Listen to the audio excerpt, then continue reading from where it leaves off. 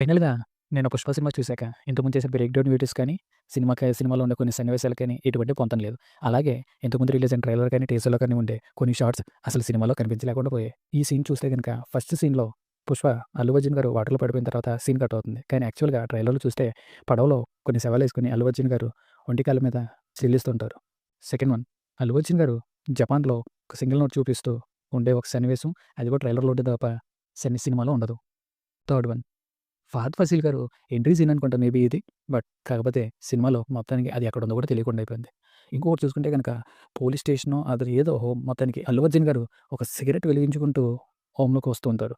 ఆ షాట్ ఎందుకు వాడారో, ఎక్కడ వాడారో కూడా తెలియకుండా సినిమాలో కట్ చేసి పడేశారు. అండ్ 'జాలిరెడ్డి' గారు అసలు సెకండ్ పార్ట్‌లో ఎంతో కొంత టర్నింగ్ ఉండే క్యారెక్టర్ 'జాలిరెడ్డి' గారిది ఉంటుందనుకున్నాం. కానీ సినిమాలో చూసేసరికి లాస్ట్ షాట్‌లో ఒక సెకండ్ అలా కనిపించి వెళ్లారు. కానీ ట్రైలర్‌లో ఎవరినో గన్ పట్టుకొని బెదిరించినట్టుగా సన్నివేశం అంటూ ఒకటుంది. ఇవన్నీ పక్కన పెడితే అసలు వేర్ ఈజ్